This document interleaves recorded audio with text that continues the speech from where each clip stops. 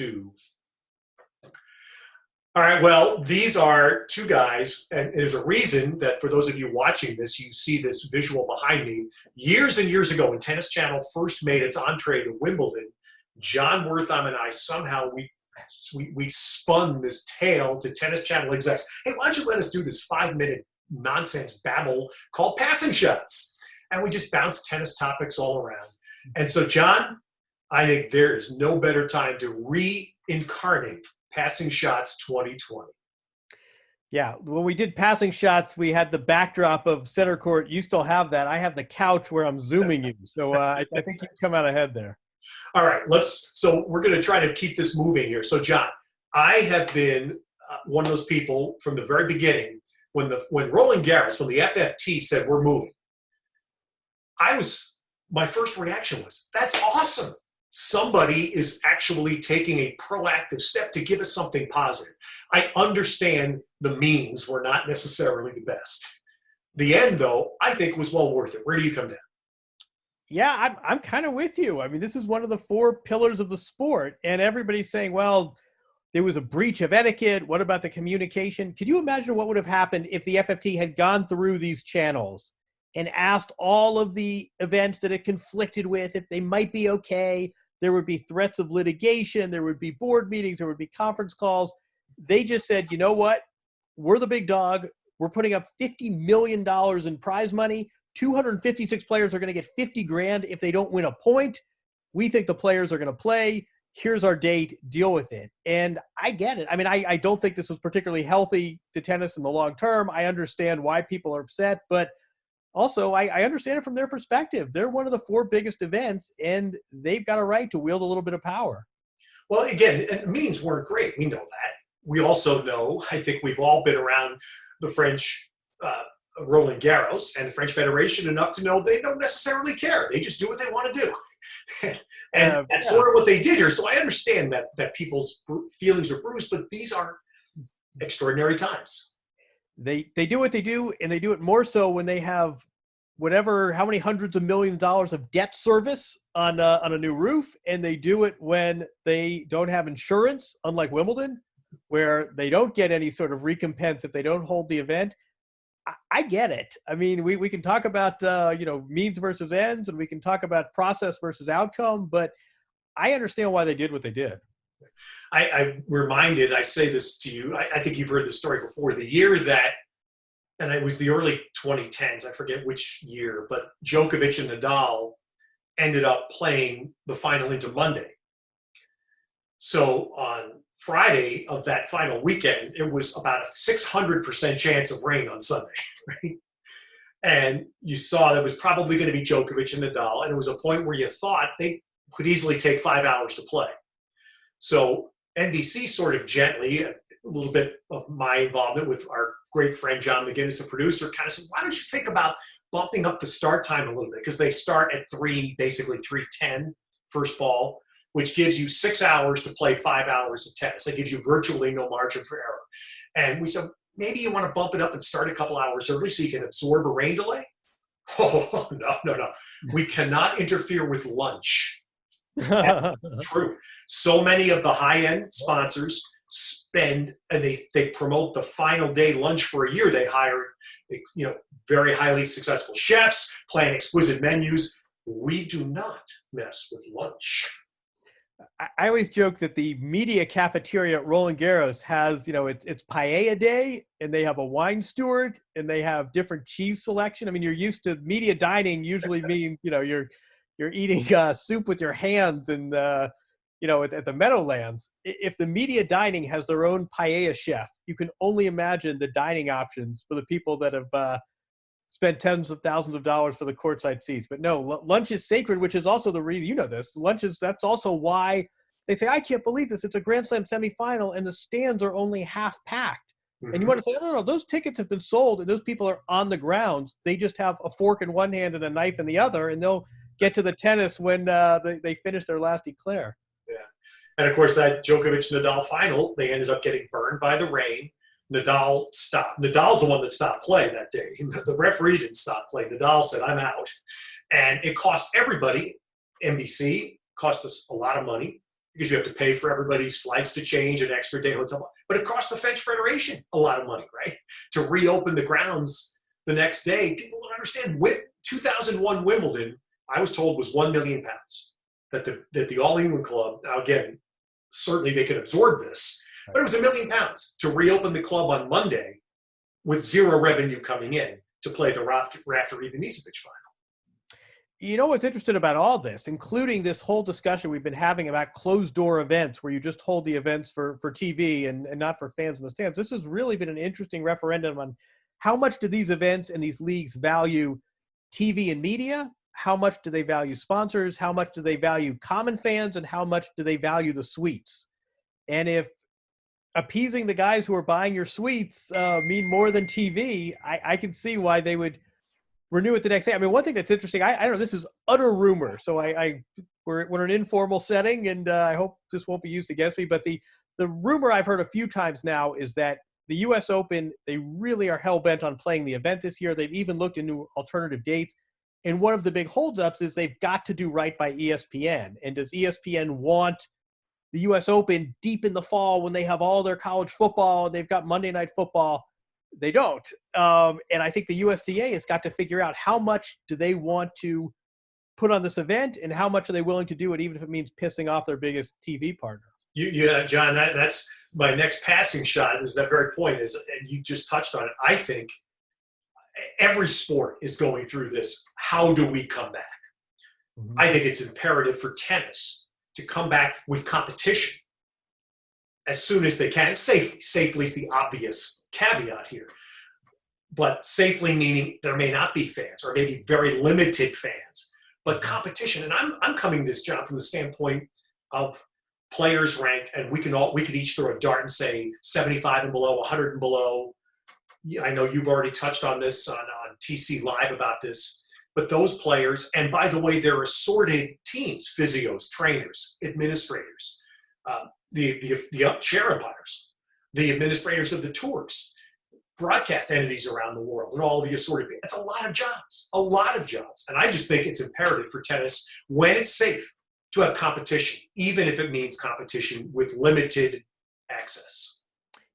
You want me to play devil's advocate there? Yeah. I agree with you. But the one thing I've heard is the counter to that is, look, you're talking about athletes from all over the world, from different countries with different health standards. You're talking about, as you say, teams and physios and journalists and tournament staff, even if you have a closed door scenario. And even if you don't have doubles or juniors, you're still talking about hundreds and hundreds and hundreds of people walking around the grounds.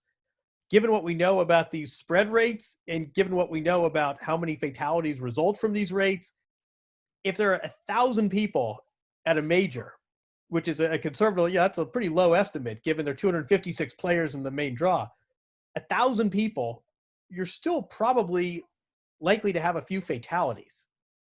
Do we risk that? What do we do for a global sport where Western Europe might be on the mend, but other parts of the world might be behind? Do we say we're going to have the U.S. Open, but if you're from India, Iran, I'm just making up countries, but if you're from any of 5 countries, you can't play. Is that fair to still hold an event? Here, and you're 100% right, John. And I think this is what's going to happen. I'll hold this up. This is my Dead and Company pass from when Bill Walton took me to see the Dead on New Year's Eve at the Space Center here in San Francisco. And I think everybody's going to have one of these, is what I'm saying. I think whenever we come back, everybody's going to have to be tested, right? And you're going to have a badge that proves you're clean. So I think that's going to be the answer. And how this plays out, I'm not sure as heck not smart enough, but I believe that's how it's going to happen, right? Before you have any competition, whether it's domestic or international as tennis is, everybody's going to have some badge that says, I'm clean. Right. And that probably goes for everything from schools to churches to movie theaters as well, I assume. Yeah. So the health of the tour is the other thing. And this is the other caveat. I thought that's where you were going to go with this, because having majors that can generate excessive amounts of money from broadcast revenue, being able to play with limited access is one thing. For the tour, though, the week in, week out tour, I'm worried about that. And I know you've talked about this as well, John, and I've been thinking about some of the people we know well, Bob Moran, who runs the great event in Charleston, Bill Oakes, who ran this great event in Winston-Salem the week before the Open for how many years now. Those are terrific events who need grip and grin, meet and greet, hit and giggle with the sponsors. That's their economic spine, isn't it? And that's what I worry about when the tour finally does come back. I thought maybe optimistically tennis could use this period as a time to really reassess things and make some real changes and really think about structure and organization and governance and commissioner and maybe combining tours. We talk a lot about players and how they're suffering, and there's some funds that are being debated and passed around about sort of players, essentially sort of compensation funds. I worry about some of these events, and I'm curious to see what the calendar looks like. I mean, we know what the margins are for some of these smaller events. Can they withstand a year of not having an event? And are there some sanctions that are now for sale where events have basically said, listen, I can't withstand this? I think we're going to see sort of a different types of players emerging from this in different ways. And if you've got a home gym, that puts you at an advantage from, I talked to Vasek Possible, who's in an apartment in Vancouver doing push-ups and sit-ups. I think the part we're not talking about is, Wimbledon's going to be fine. There'll be a U.S. Open this year or next year. There'll be an Indian Wells. But I think the tennis calendar could look a lot different after this. Oh, yeah. And I worry about that. Do you worry about that for the U.S.? Because we've already seen enough thinning out of U.S. tournaments. We can't afford more. And there are governments overseas that would be happy to take, we'll say Omaha, so I don't, so I don't prejudice anyone. But yeah, I mean, there is a market for these sanctions. And sometimes these tournaments have discovered, whether it's New Haven. I mean, you had the same thing in Scottsdale, all up and down California. The UCLA event, they realized that their tournament is more valuable selling the sanction than trying to build this and hold this year after year. So yeah, I do worry about the U.S. events. Yeah. It's interesting, John, this thinning concept, and that's something I've thought a lot about the last couple of weeks. Unfortunately, you think this way, because as I referenced those whatever benchmark tentpole number you want to use is at some point as this crisis prolongs, will there be a thinning of the herd of just professional tennis players? And I think about this because I talked this somewhere within the last year with Larry Scott, who I work with on my other job with Pac-12, and of course Larry has a long-running history in tennis, and we were talking about the issue that came up in 2019, right, about the points at the challengers and the ITFs, et cetera, et cetera. And Larry, who was involved initially in those formulations, and he said, look, the initial concept of those levels was to not be a permanent resting place for the, if I can use the Bull Durham phrase, the Crash Davises of tennis. It was supposed to be a launch pad for someone to launch. And if they can't launch from there, then you thin and we move on.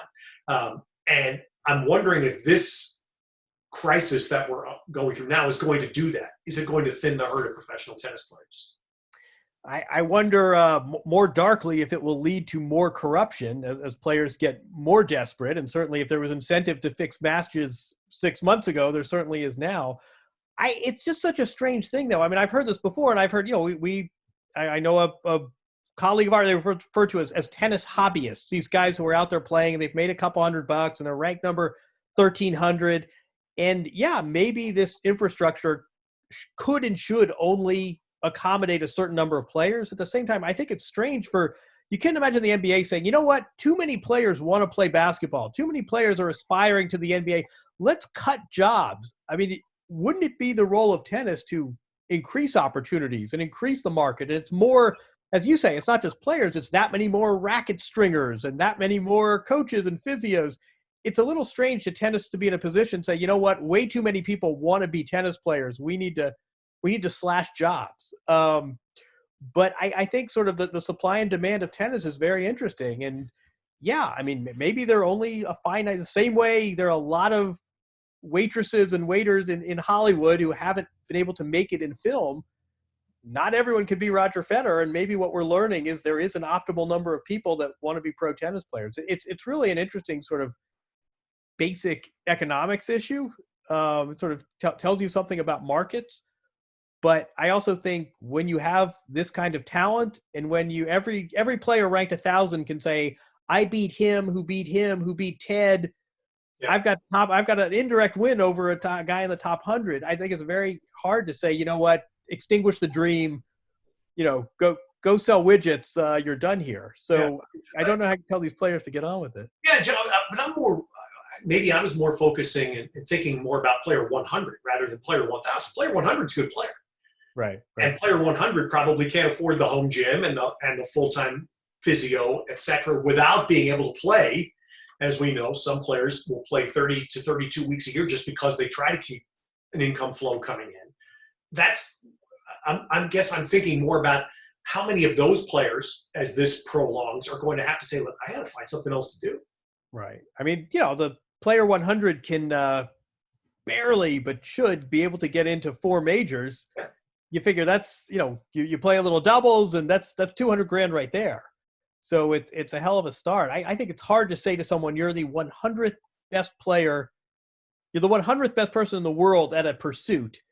And at the highest level, you can make 8-9 figures doing this pursuit. Time to go sell insurance. I mean, it's tough. I mean, I have great respect for these players, and there's something almost tragic about being that. I mean, Vacek Paskupol, we'll use his name, and I don't think he's considering a job change, but he's in his apartment, he's doing push-ups, and I mean, this guy beat Andy Murray a few years ago when Murray was ranked number 1 in the world. I mean, he's been in the top 25. He's been on Davis Cup teams. I mean, this is someone who's really, really, really good at what they do. It's kind of heartbreaking to say you're at the 99th level, but not the 100th. Time to pick up something else to do. How long do you think tennis needs? And John, I went through this in 25 years ago in baseball, when the horrible baseball strike, which was almost between 8 and 9 months long, of the players not being together. They were able to work out on their own and do individual things, but as far as team stuff. And when Judge Sotomayor, who at that point was a New York judge, not a Supreme Court justice, finally put an end to this nonsense and got the teams back, baseball said, okay, you guys have about 2 weeks. We'll go on we had a real spring training again. And they gave them 2 weeks, maybe 2.5, and said, we're going to start playing. When we get something of a green light for tennis, what do you think? How long does tennis need to ramp up? Like for the athletes themselves? Yeah, for players to be able to go out and really represent. Tomorrow. I don't know. I mean, don't you feel like these guys aren't home? I don't think anyone's putting on 30 pounds and watching Tiger King with bonbons. I mean, I think these guys they're professionals, they're staying in shape. It's hand-eye, it's muscle memory. I don't know if people are as sharp as they were 6 weeks ago. I don't know if everyone's going to feel quite have the cardio level they did going to the Australian Open, but I think players are making the most of this time, and I think they are so eager to compete. And again, I don't see a lot of players letting themselves go. I think if you held a tournament starting tomorrow, you get a pretty good level. What do you think? Yeah, I would think, because as you said, it's different places. I spent a fair bit of time the first week of our shutdown in our society. I spent a fair bit of time around some of the Olympic swimmers who live near me, and Katie Ledecky being one, and was involved with helping them find places to train because Stanford had shut them out. And they were at the point, really, I think internally they all wanted the Olympics to be postponed. And they were talking to me, the coach was talking to me about saying, look, the Italian swimmers can't even get in the water right now. They can't get in the water. How are they supposed to prepare? So transfer that to tennis, where because of the different restrictions in different countries, players may not be able to. If you can't get on a court and hit, if you don't have that access to a private place where you can go hit and not be violating shutdown rules, I just wonder. But John, I'm also the first one to come. Look, nothing is going to be fair when we come back to this, right? To expect fairness, I think, is unreal. What do you think? Yeah, I mean, you could argue things weren't fair 6 months ago, right? And Roger Federer always gets to play the big courts, and Serena always gets to play. If she wants night, she gets night. If she wants day, she gets day. I mean, nothing's ever been 100% fair. But to me, the big point of fairness to me is what happens if country X has a travel restriction. Can you hold an event that isn't open to all players who otherwise would have been eligible based on their rankings? I mean, that to me is the big one. And if some player happens to have hit more balls than another player, that's always going to happen? I mean, look at what happens in November and December, right? I mean, some players have access to training, and some players have a whole team, and other players don't. I mean, they're always going to have that sort of iniquities. I just wonder about if country X is not, if the U.S. does not allow anyone from country X to enter the country. Correct. What do we do about a tennis player from there? Can we hold an event where someone is denied entry? Well, no, I'm saying that's where my badge issue comes in again. If I showed up, I just think that's going to be the qualifier. Look, you can come in, you're going to get tested at the point of entry, and if you pass the test, you get a badge. You can come in. You have a lot of optimism. That presupposes a world when anyone can get tested, which at least in Europe, we're not there yet. But no, I think you're right, though. I think same things for schools, right? Yeah. Here's something else I wondered. Do you think that in the interim, until we can actually have real tennis competitions again, do you think there's a shot that any between these agents and, as you referenced earlier, television networks that are thirsting right now for any live sport, that we will have exhibition events played, that some of the players who can pass tests and prove will get together and just do a made for TV somewhere? I think there's certainly a market for it, especially as our hunger for live sports is not going sated. I mean, there was a UFC event. I don't know if you remember this. I think it was on I don't know, it was like the middle Saturday in March when everything else had shut down, and there was a UFC event that took place in Brazil. And this was treated like the Super Bowl. Every bar had it on. It was a top story on ESPN. This is some run-of-the-mill. I mean, this is the equivalent of the Uzbekistan Open, but just because it was live sports and actual competition that didn't have the outcome scripted in advance. People were watching this in droves. I mean, I think we were joking, but before I think we can still argue. There still seems to be some debate about whether it's cool to play tennis or not. But I always said, Nadal could charge people $5 and watch him train at the Nadal Academy and put up a webcam, and you'd probably have a market for that. But no, I think definitely there is an exhibition market, because I think one thing we are realizing is there is no substitute for competition, right? I mean, we love Netflix and we love movies and we love all sorts of other fine arts that we're able to still enjoy. But the idea of two people going out there and not knowing how it's going to break is something not to be taken for granted. So you went as part of your other job, one of your other jobs, with 60 Minutes. You went to Majorca, as I learned when I went there years ago. Right. So suppose, I'm thinking by June, and hopefully more countries have this under some semblance of control. Suppose Roger gets on a plane and just flips over to Majorca, and maybe you get Simona Halep and who else? Maybe Garbine Muguruza. She's in Spain. If she's in Spain, I'm not sure where she is right now. And you do a little thing in Majorca for TV. You have Roger and Rafa. You have two top women playing. You have some mixed dubs that go in with it. I'm just sitting there. I mean, I don't want to sound like an agent, but I'm sitting there thinking somebody has to be thinking about this, right? This sounds like the Labor Cup in a time of crisis. No, exactly. I mean, I think there is a market, and I think people should get creative. I mean, people, there is a demand for this, and that demand is not being met. And again, I mean, no one's advising anyone to do anything unsafe, and nobody wants to see protocols broken or stay-at-home orders disregarded. But yeah, I mean, you watch these YouTube clips and you watch some of these Instagram videos of Djokovic playing tennis with a frying pan, and people would probably pay for that. So yes, even if the tours slow play this, I think we still may have some creative options here. All right. So John, one of the other conversation points that I've read a few things about this already, and I'm sure it's going to evolve more as we head into summertime, is what does this mean for the heavyweights?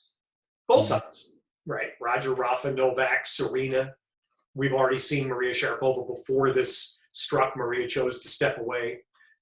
Venus, who desperately wants to play in a sixth Olympics and will now be 41 by the time Tokyo 2021 happens. I know we're all guessing right now, but the first question, I guess, that I've already heard referenced, what does this do for Roger's hopes to win another, especially at Wimbledon?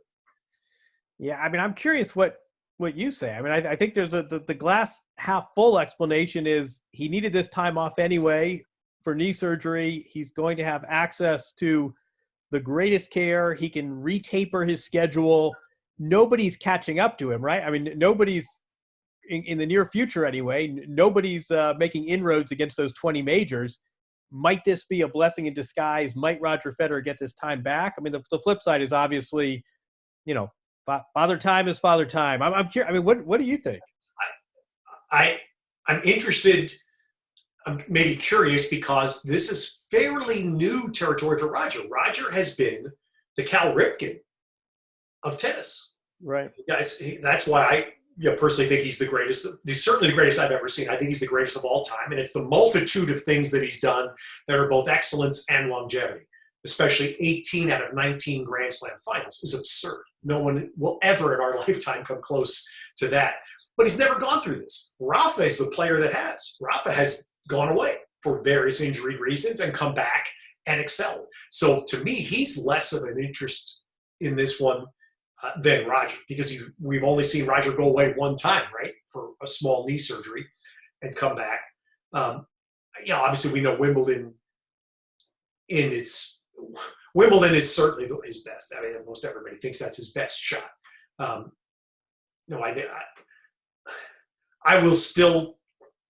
would not count out Wimbledon for him, because we saw it last summer. He came 1 point away from doing something that no one has ever done, which was to win a major beating both Nadal and Djokovic. No one's ever done that. Right. I didn't think he had a prayer heading into that final Sunday. Not a prayer, because no one had ever done it. And how physical it was to beat Rafa in the semis. He came within a point of doing it. So I'm not going to count him out. But I am, because he's never gone through this, John. That's the one curiosity factor that registers with me. Yeah, I mean, he's remember. I mean, he had the mono, he had the back. I mean, it hasn't been 100% flawless. I mean, I think you're right though. He hasn't had anything like this. No one has, but he hasn't had a break like this. He hasn't had it at age 38, 39.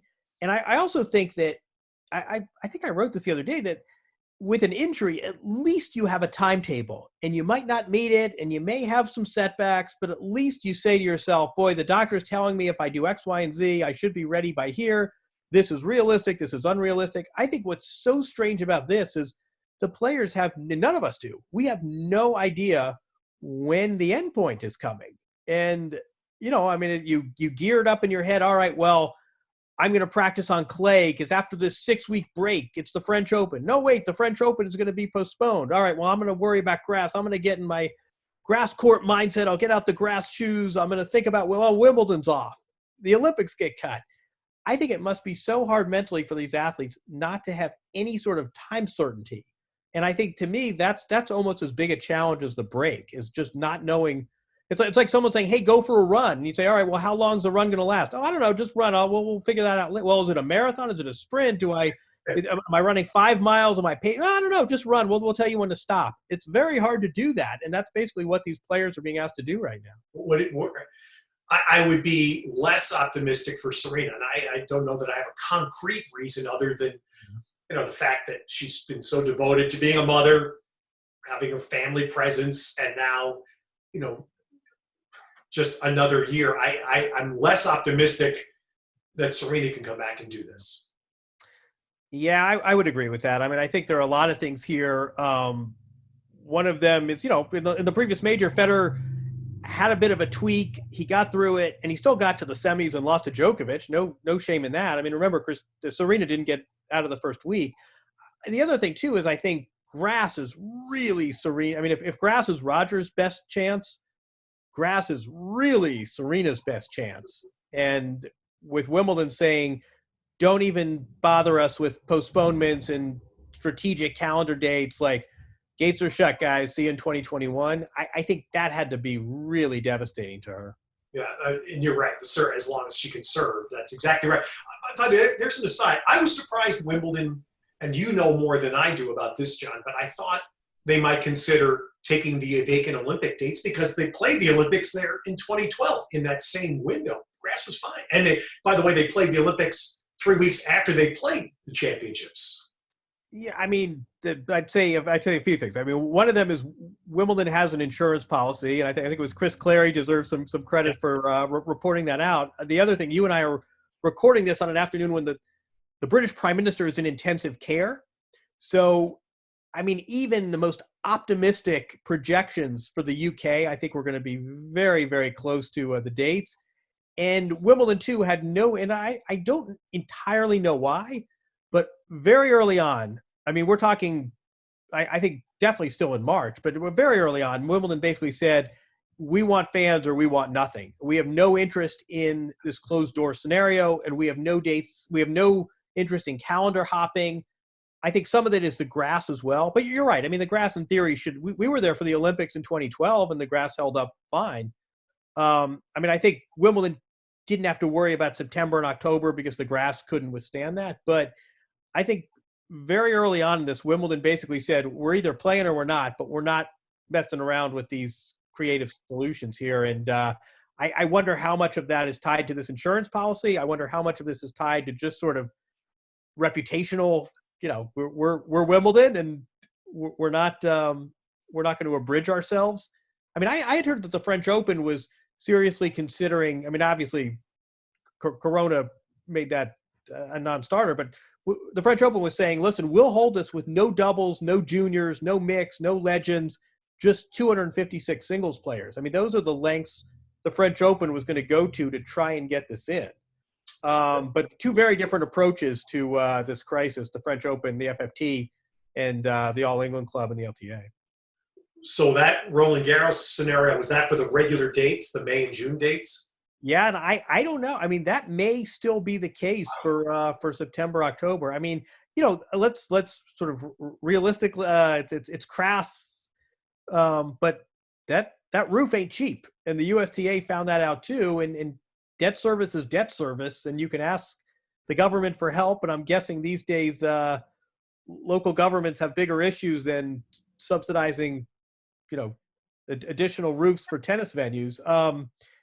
I think financially the FFT is in a much different position than Wimbledon, put it that way. Yeah. And that's something that I think some tennis fans know, but probably not enough, is that the Roland Garros, the revenues help fund French tennis. Mm-hmm.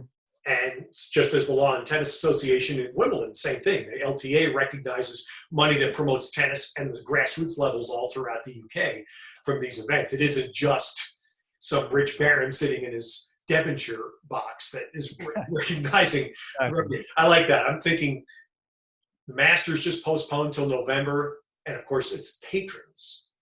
Yeah, the patrons. And, right. And Wimbledon, we cannot have the championships without our Devonshire holders, correct?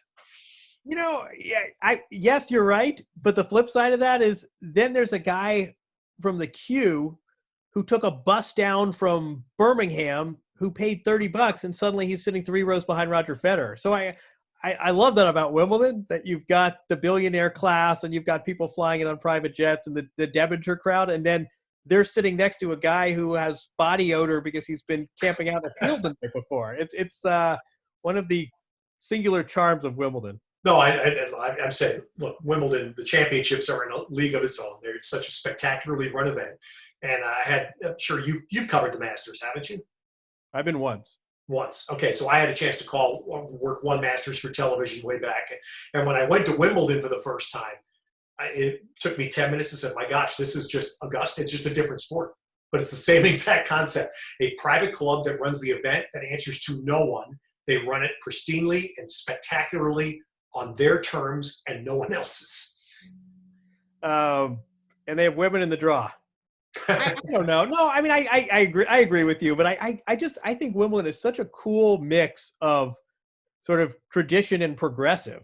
Yeah. And everything from their digital, they've got a great digital presence, and they've come a long way on race and gender issues. And you've got, I mean, again, I think the queuing thing is one of the coolest things in the world. But then you're right. I mean, it's this private club who basically says we do what we want to do, and you know what? Oh yeah, we could. I'm looking at the backdrop behind you, and for $20 million, British Airways would love to slather its logo on that green surface. But you know what? Nah, that would kind of ruin us. That wouldn't make it Wimbledon. So For those that are watching this, the backdrop behind me, John Wertheim was about 10 feet away when I took this picture. We went 2 years ago during Roland Garros to tape a program for Tennis Channel based on John's brilliant book, Strokes of Genius. Tim Henman, who is a club member, was escorting us. And as I told the story before, John, you can't see my feet. I am about 3 inches off the grass because there were monitors from the club to make sure that we could step 3 inches from the grass, Right. not on one blade of grass. That's right. And we did. And for that, John, for you, my Indiana water glass. Oh, man. Oh. John in Indiana, my son-in-law, the Hoosier, this is his gift to me. You know the weight of my heart.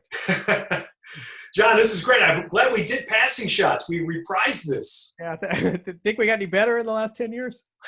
A lot more wind. That we do know. But let's do this again because it's going to be a while. So I don't know how many more old tennis matches we can watch. We so love Tennis Channel for so many reasons. By June, we may be showing like 1983 Umad first round. That's what I'm a little concerned about. That was Slobodan Ivanisevic against Bodan Ulirak, wasn't it? No, we're all. I think Tennis Channel deserves an awful lot of credit for making the best of this, but I think we all are eager for live competition in all of our sports. All right. Stay well, stay healthy, and I'll reach out to you again. You as well. Take care. That was fun. All right, John.